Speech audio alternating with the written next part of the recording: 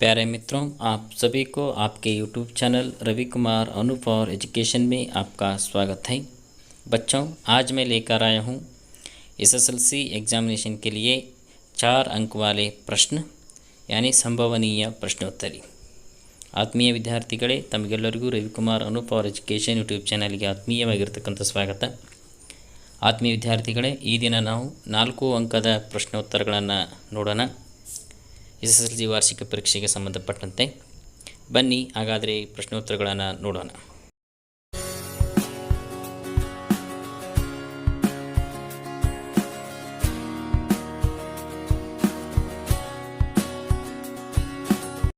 पाँच वाक्यों में उत्तर लिखिए. पहला प्रश्न, कर्नाटक के प्राकृतिक सौंदर्य का वर्णन कीजिए. इसका उत्तर इस प्रकार है. कर्नाटक की प्राकृतिक सुषमा नयन मनोहर है. पश्चिम में विशाल अरबी समुद्र लहराता है.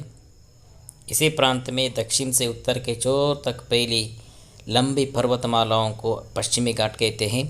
इन्हीं घाटों का कुछ भाग सह्याद्री कहलाता है. दक्षिण में नीलगिरी की पर्वत वालियाँ शोभायमान हैं. बच्चों, दूसरा प्रश्न, कर्नाटक के शिल्पकला का परिचय दीजिए. उत्तर, कर्नाटक की शिल्पकला अनोखी है. बदामी, ऐहोले, पट्टदकल्लू में जो मंदिर है उनकी शिल्पकला अद्भुत और वास्तुकला अद्भुत है. बेलूरू, हळेबीडु, सोमनाथपुर के मंदिर में पत्थर की जो मूर्तियां हैं सजीव लगती हैं. ये सुंदर मूर्तियां हमें रामायण महाभारत की कहानियां सुनाती हैं. श्रवणबेलगोल में 57 फुट ऊंची गोमटेश्वर की एक शिला प्रतिमा है जो दुनिया को त्याग और शांति का संदेश दे रही है. विजयपुर की स्परिंग गैलरी वास्तुकला का अद्वितीय दृष्टांत है. मैसूर का राजमहल कर्नाटक के वैभव का प्रतीक है.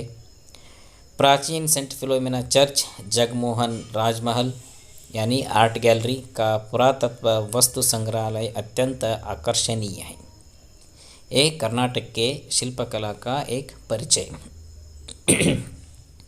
तीसरा प्रश्न, कन्नड़ भाषा तथा संस्कृति को कर्नाटक के साहित्यकारों की क्या देन है. बच्चों, उत्तर इस प्रकार है. कर्नाटक के अनेक साहित्यकारों ने सारे संसार में कर्नाटक की कीर्ति फैलाई है.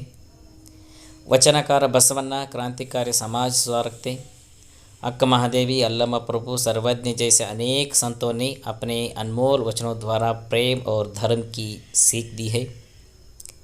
पुरंदरदास, कनकदास आदि भक्त कवियों ने भक्ति, नीति, सदाचार के गीत गाए हैं.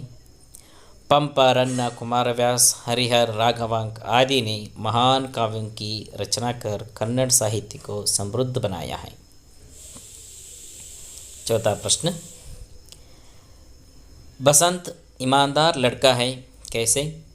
उत्तर, बसंत एक ईमानदार लड़का है क्योंकि वह चलनी, दिया सलाई और बटन बेचकर मेहनत करके अपना पेट पालता था. चलनी बेचे बिना पैसे लेना वह भीख समझता है. घायल स्थिति में भी वह होश आने पर पंडित राजकिशोर के पैसे अपना भाई प्रताप के हाथों वापस लौटाता है.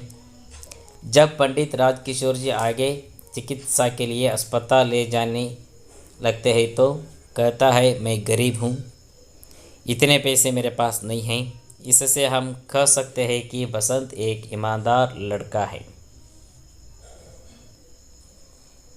नेक्स्ट क्वेश्चन, पंडित राजकिशोर के मानवीय व्यवहार के बारे में लिखिए. पंडित राजकिशोर जी एक मानवीय व्यवहार वाले व्यक्ति हैं क्योंकि बसंत के हालत सुनकर वे चलनी खरीदने के लिए तैयार होते हैं.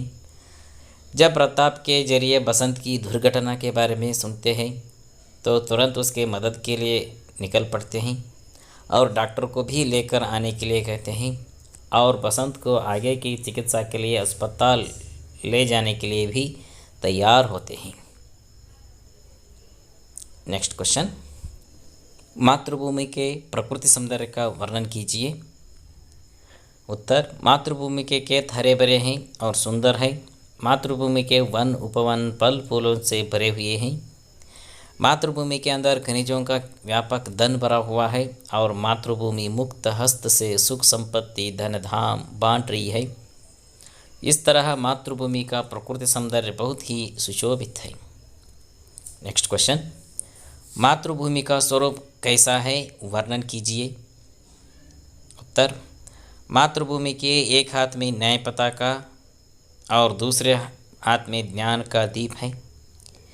कवि मातृभूमि से विनती कर रहा है कि हम कोटि कोटि आज तुम्हारे साथ हैं, तुम इस जग का रूप बदल दो और सकल नगर और ग्राम में जय हिंद का नाद गूंज उठे। सभी को धन्यवाद।